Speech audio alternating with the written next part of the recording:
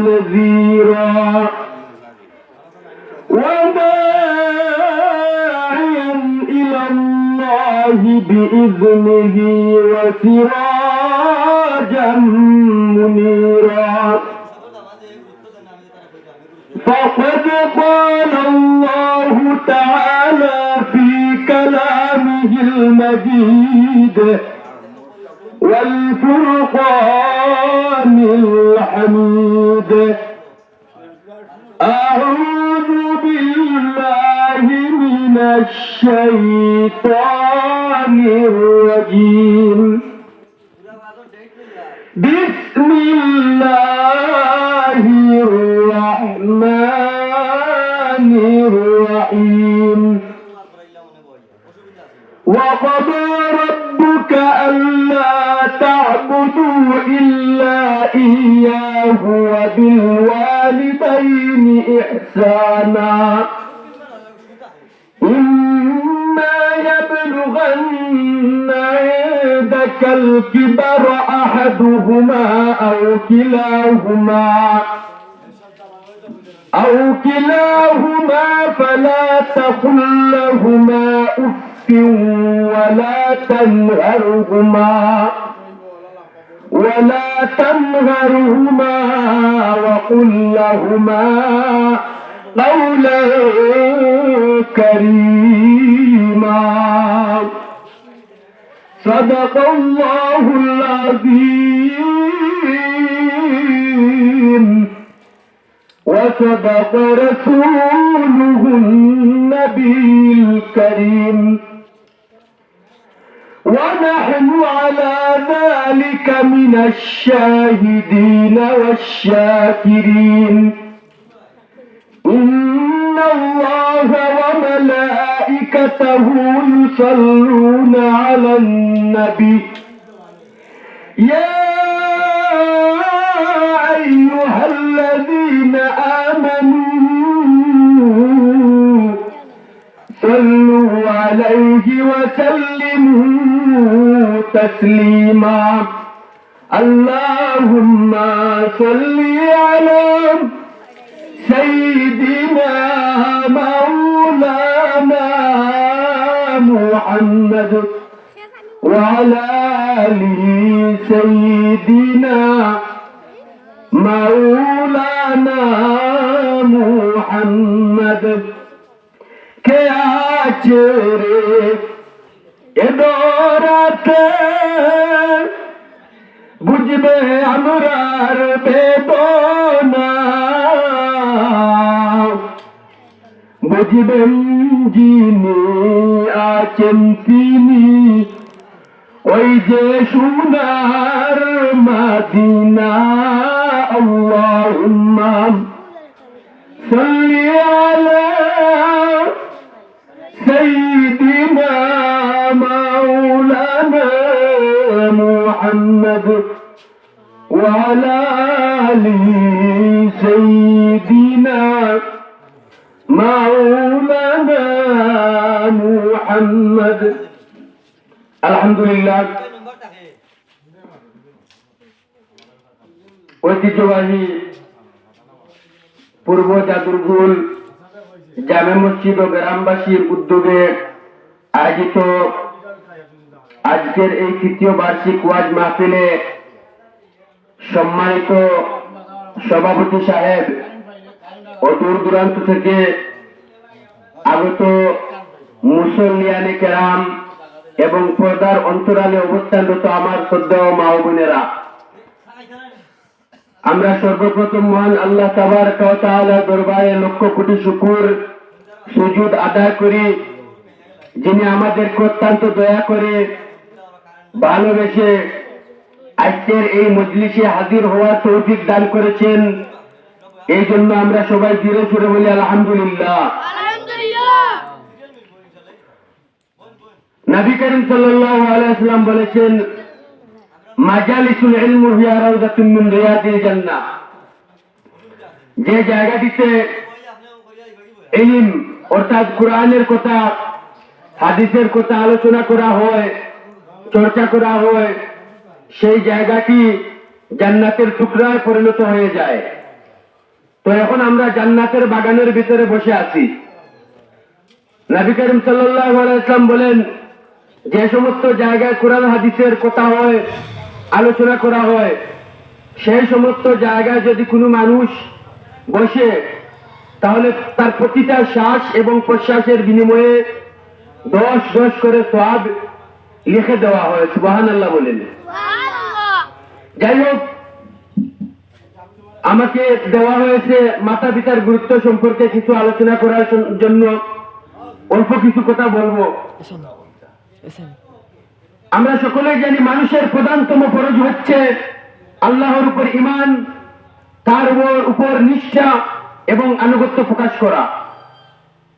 পারিবারিক জীবনে সবচেয়ে বড় অধিকার এবং সবচেয়ে বড় উঁচু স্থান হচ্ছে মাতা পিতার। পবিত্র কুরআনে আল্লাহ তাবারাকা ওয়া তাআলা বলেন, ওয়াকাদা রাব্বুকা আল্লা তা'বুদু ইল্লা ইয়্যাহু ওয়া বিল ওয়ালিদাইনি ইহসানা। আপনার প্রভুর পক্ষ থেকে চূড়ান্ত সিদ্ধান্ত হয়ে গেছে যে তুমি তোমার প্রভুর ইবাদত করো এবং তোমার প্রভুর সাথে অন্য কাউকে শরীক করো না। তারপরে কি বলেন আল্লাহ, ওয়া বিল ওয়ালিদাইনি ইহসানা, এবং মাতা পিতার সাথে সদ্য ব্যবহার করো। তারপরে আল্লাহ বলেন, ইম্মা ইয়াবলুগান্না ইনদাকাল কিবারা আহাদুহুমা, যদি তাদের মধ্যে যদি একজন অথবা উভয়জন বেঁচে থাকেন, তাহলে তাদের সাথে তুমি সুন্দর ব্যবহার করো। তারা যদি বার্ধক্য অবস্থায় পৌঁছে যায়, তারা যদি বৃদ্ধ হয়ে যায়, তারপরেও তাদের ব্যবহারে তুমি উফ শব্দ পর্যন্ত বলো না। এই কথা কে বলেছেন? আল্লাহ বলেছেন। ইম্মা ইয়াবলুগান্না ইনদাকাল কিবারা আহাদুহুমা আও কিলাহুমা ফালা তাকুল লাহুমা উফফি ওয়া লা তানহারহুমা ওয়া কুল লাহুমা কাওলান কারীমা, এবং তাদের সাথে সম্মানজনক সুন্দরভাবে কথা বলো। এই কথা কে বলেছেন? আল্লাহ বলেছেন। ওয়া কুল লাহুমা কাওলান কারীমা ওয়াখফিদ লাহুমা জানাহাজ যুল্লি মিনার রাহমাতি ওয়া কুর রাব্বিরহামহুমা কামা রাব্বায়ানি সগীরা। এবং তারপরে আল্লাহ শিখিয়ে দিয়েছেন যে তোমার মাতা পিতার জন্য দোয়া করো, যেমনি ভাবে তোমার মাতা পিতা তোমাকে ছোট্ট অবস্থায় লালন পালন করেছে, তোমাকে ছোট্ট অবস্থায় যেইভাবে ভালোবাসা দিয়েছে, স্নেহ মমতা দিয়েছে, ঠিক তেমনি ভাবে তুমিও তোমার আল্লাহর নিকট দোয়া করো তোমার মাতা পিতাকে আল্লাহ তাআলা যেন রহমতের কুলে ঠিক তেমনি ভাবে লালন পালন করে। এই কথা কে বলেছেন? আল্লাহ বলেছেন। মাতা পিতার গুরুত্ব সম্পর্কে একটি দুইটি হাদিস নয়, অনেক হাদিসের মধ্যে উল্লেখ আছে। একটি হাদিস আছে যে নবী করিম সাল্লাল্লাহু আলাইহি ওয়াসাল্লাম বলেছেন, রাগিমা আনফু বলে হাদিসটি বর্ণনা করেছেন যে তার নাসিকা দুলিশাত হোক, তার নাসিকা দুলিশাত হোক, তার নাসিকা দুলিশাত হোক। তখন একজন সাহাবী বললেন, ইয়া রাসূলুল্লাহ, এমন কোন ব্যক্তি যার নাসিকা দুলিশাত মানে হওয়ার জন্য বলছেন? তখন নবী করিম সাল্লাল্লাহু আলাইহি ওয়াসাল্লাম বললেন যে ওই ব্যক্তি যার মাতা পিতা দুনিয়াতে জীবিত থাকা অবস্থায় সে তার জন্য জান্নাতকে ওয়াজিব করতে পারলো না। তার মাতা পিতা জীবিত থাকা অবস্থায় তার জন্য সে জান্নাতকে ওয়াজিব করতে পারলো না, সেই সমস্ত ব্যক্তির নাসিকা দুলিশাত হোক। নবী করিম সাল্লাল্লাহু আলাইহি ওয়াসাল্লাম বলেছেন। আরেকটি হাদিসের মধ্যে বর্ণনা আছে যে নবী করিম সাল্লাল্লাহু আলাইহি ওয়াসাল্লাম বলেছেন যে ওই ব্যক্তি সবচেয়ে হতভাগা যে তার মাতা পিতাকে জীবিত অবস্থায় পাইল অথচ সে তার জন্য জান্নাত ওয়াজিব করতে পারলো না। এই জন্য মাতা পিতা যতক্ষণ জীবিত আছে ততক্ষণ আমরা তাদের খেদমত করব, সেবা করব, তাদের সাথে উত্তম ব্যবহার করব, সম্মানজনক কথা বলবো, যাতে তারা আমাদের উপর খুশি হইয়া যায়। যদি মাতা পিতা খুশি হয় তাহলে আল্লাহ খুশি। এই কথা কে বলছেন? আল্লাহ বলছেন। আল্লাহ এই জন্য আল্লাহ তাআলা তিনি নিজেই বলেছেন যে আমার ইবাদতের পর তোমরা মাতা পিতাকে ইহসান করো, আর কারো কথাই বলেন নাই। আল্লাহ বলেন, ওয়াকাদা রাব্বুকা আল্লা তা'বুদু ইল্লা ইয়্যাহু ওয়া বিল ওয়ালিদাইনি ইহসানা, তোমরা আমার ইবাদত বন্দেগী করো, আমার আনুগত্য করো, আমার সাথে কাউকে শরীক করো না। তারপর কি করো? ওয়া বিল ওয়ালিদাইনি ইহসানা, তোমাদের মাতা পিতার আনুগত্য করো, তাদের প্রতি ইহসান করো। এই কথা আল্লাহ বলেছেন। একজন সাহাবী এসে নবী করিম সাল্লাল্লাহু আলাইহি ওয়াসাল্লামকে বললেন, ইয়া রাসূলুল্লাহ, আমার নিকট সবচেয়ে উত্তম ব্যবহার পাওয়ার হক অধিকার কার বেশি? তিনি বললেন, উম্মুক, তোমার মায়ের। তারপর ওই সাহাবী বললেন, সুম্মা মান, তারপরে কে? তখন তিনি আবার বললেন, উম্মুক, তোমার মায়ের। তারপর ওই সাহাবী আবার বললেন, সুম্মা মান, এরপর কে? তখন তিনি আবার বললেন, উম্মুক। এভাবে তিনি 3 বার বললেন উম্মুক। তারপর ওই সাহাবী বললেন, সুম্মা মান, এরপরে কে? তারপরে নবী করিম সাল্লাল্লাহু আলাইহি ওয়াসাল্লাম বললেন, আবুক, এরপরে তোমার বাবার। তো এখানে মার কথা 3 গুণ বলা হয়েছে, যে মার অধিকার 3 গুণ বেশি সন্তানের প্রতি, বাবার অধিকার 1 গুণ। তো এখানেও কারণ আছে, কারণ মা যে 3 ডাবল বেশি কষ্ট করে। একটা সন্তান যখন পৃথিবীতে আসে তখন মা 3 ডাবল বেশি কষ্ট করে। যেমন এই বাচ্চাকে পেটে ধারণ করা এক কষ্ট, প্রসবের সময় এক কষ্ট, আবার যে এই সন্তানকে লালন পালন করতে গিয়ে বুকের দুধ খাওয়াইছে আরেকটা কষ্ট। এভাবে 3টি হকের কথা বলা হয়েছে। একজন সাহাবী এসে বললেন, ইয়া রাসূলুল্লাহ, আমাকে আপনি অনুমতি দেন, আমি জিহাদে যেতে চাই। তখন নবী করিম সাল্লাল্লাহু আলাইহি ওয়াসাল্লাম বললেন যে, তোমার কি মাতা পিতা জীবিত আছে? তিনি বললেন, হ্যাঁ, আমার মাতা পিতা জীবিত আছে। তখন বললেন, যাও তোমার মায়ের খেদমত করো। তাইলে এই হাদিস দ্বারা কি বোঝানো গেল? এই হাদিস দ্বারা বোঝানো হয়েছে যে যদি মাতা পিতা জীবিত থাকে তাহলে অনেক ক্ষেত্রে জিহাদের চাইতেও মাতা পিতার গুরুত্ব বেশি। আল্লাহু আকবার, আল্লাহু আকবার। এই যে মা আমাদের জন্য যে এত কষ্ট করে, বাবারা আমাদের জন্য যে এত কষ্ট করে, এত পরিশ্রম কইরা, কষ্ট কইরা, লালন পালন কইরা, সন্তানদেরকে খাওয়াই দাওয়াইয়া বড় বানাইয়া শেষ পর্যন্ত দেখা যায় তারাই অবহেলিত। এটার মূল কারণ কি? এটার মূল কারণ কি? দ্বীনি শিক্ষার অভাব। যদি কোনো ব্যক্তির ভিতরে, যদি কোনো মানুষের ভিতরে এই দ্বীনি শিক্ষাটা থাকে, মাতা পিতার প্রতি যে ভালোবাসা, মাতা পিতার গুরুত্বের প্রতি যে কথা আল্লাহ তাআলা বলেছেন, এই কথা নলেজ যদি থাকে, তাহলে সে কখনো মাতা পিতার সাথে খারাপ ব্যবহার করবে না। আল্লাহু আকবার, আল্লাহু আকবার। যাই হোক, আমরা চেষ্টা করবো সব সময় মাতা পিতার সাথে উত্তম ব্যবহার করার জন্য। যদি মাতা পিতার সাথে উত্তম ব্যবহার করি তাহলে আমাদের জন্য জান্নাত আল্লাহ তাআলা কবুল করবেন। নবী করিম সাল্লাল্লাহু আলাইহি ওয়াসাল্লাম বলেন, আল্লাহ তাআলা একটি শাস্তি দুনিয়াতে দিবেন তো দিবেন, আখিরাতেও দিবেন। এই শাস্তিটা কোনটা? এই শাস্তি হলো, যদি কোনো ব্যক্তি মাতা পিতার সাথে দুনিয়াতে খারাপ কাজ করে, মাতা পিতার অবাধ্য হয় দুনিয়াতে, তাহলে আল্লাহ আখিরাতের অপেক্ষা করেন না, ওই শাস্তি দুনিয়াতে দিবেনই দিবেন। ওটা 100%, ওটা 100%। মাতা পিতার সাথে যদি কেউ নাফরমানি করে, ওই শাস্তি দুনিয়ায় সে পাবেই পাবে, ওটা 100%। আখিরাতে তো আর পাবেই। ওটা কিন্তু হাদিসে নবী করিম সাল্লাল্লাহু আলাইহি ওয়াসাল্লাম বলেছেন। আমরা অহরহ ঘটনা ঘটতেছে দেখি নাই? এই জন্য সন্তানদেরকে যে নবী করিম সাল্লাল্লাহু আলাইহি ওয়াসাল্লাম সাজেস্ট করেছেন, তোমরা এমন ব্যবহার করবা যাতে তোমাদের ব্যবহারে মাতা পিতা উফ শব্দ পর্যন্ত যাতে না বলে।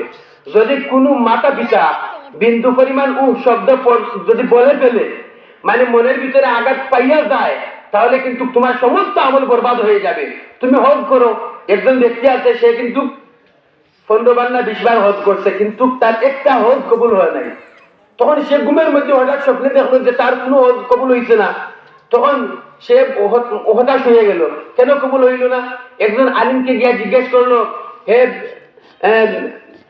মৌলানা সাহেব, আমি স্বপ্নের মধ্যে দেখলাম যে আমার একটি হজ কবুল হইছে না, এটা কেন?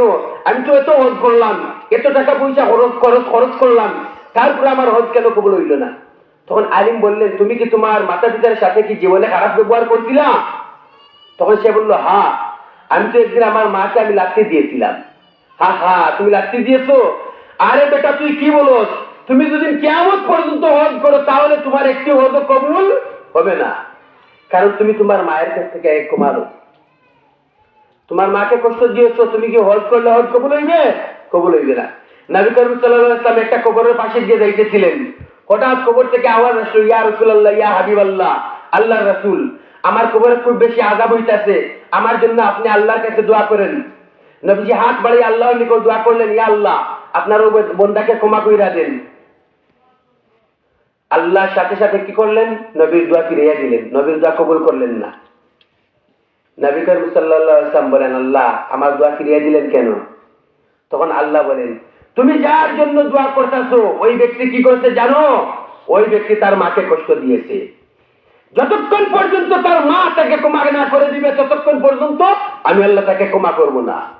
তখন নবী করিম সাল্লাল্লাহু আলাইহি ওয়াসাল্লাম সাহাবীদেরকে ডেকে আনলেন, এনে বললেন, যাও ওই যে কবরে একটা যুবক, ওই যে একটা যুবকের খবর আছে, ওই কবর যে ব্যক্তির ওর মার বাড়ি কোথায় ওকে তালাশ করে নিয়ে আসো। সাহাবীরা গেলেন, তালাশ করতে করতে গিয়ে দেখলেন যে পাহাড়ের পাদদেশে একটি কুঁড়েঘর, ওই কুঁড়েঘরে একজন মহিলা বসবাস করে। ওই মহিলাকে গিয়ে জিজ্ঞাসা করা হলো, ও মহিলা ওই কবরস্থানে কি তোমার কেউ আছে? তো মহিলা বলল, ওই কবরস্থানে তো আমার কুলাঙ্গার সন্তান, যে সন্তান আমার এত প্রিয় ছিল, এত মহব্বতের ছিল, কিন্তু বিবাহ করার পর তার স্ত্রীর কথা মতো আমাকে অনেক নির্যাতন করছে, অনেক আঘাত করছে, আমাকে লাথি দিয়েছে। আমি ওই সন্তানের উপর এমন বদুয়া দিয়েছি, ওই সন্তানের প্রতি আমার শুধু ঘৃণা আর ঘৃণা। তখন সাহাবীরা বললেন, মহিলা গো, আল্লাহ রাসূল আপনাকে তালাশ করেছে, আপনি যাওয়ার জন্য বলেছেন। তখন নবীজির দরবারে এসে মহিলা হাজির। নবীজি জিজ্ঞাসা করলেন, মহিলা ওই কবরে তোমার কে শুয়ে আছে? মহিলা বলল, ওই কবরে আমার ছেলে। তোমার ছেলের উপর কি তুমি নারাজ? মহিলা বলল, হ্যাঁ আমি নারাজ। বলে, কেন নারাজ? বলে, আমার ছেলে আমাকে লাথি দিয়েছে, আমাকে কষ্ট দিয়েছে, আমাকে বহুত নির্যাতন করেছে। নবী করিম সাল্লাল্লাহু আলাইহি ওয়াসাল্লাম বললেন, তোমার ছেলেকে তুমি ক্ষমা কইরা দাও। যদি তুমি ক্ষমা না করো তাহলে আল্লাহ তাআলা কখনো তোমার ছেলেকে ক্ষমা করবেন না। তোমার ছেলের কবরে জাহান্নামের আগুন দাও দাও করে জ্বলতেছে। তখন ও মহিলা বলেন, না আমার ছেলেকে আমি ক্ষমা করব না। তখন নবীজি নিজেও মহিলাকে কবরের সামনে লইয়া গেলেন, গিয়া বললেন, মহিলা গো তুমি চোখ মুজো। মহিলা চোখ মুজলো, চোখ মুজার সাথে সাথে দেখে জাহান্নামের আগুন থেকে ছেলে ডাক দিয়ে বলতেছে, মা গো, ও মা আমি অন্যায় করেছি, আমি নাফরমানি করেছি গো মা, আমাকে ক্ষমা কইরা দেন গো মা। যদি তুমি আমাকে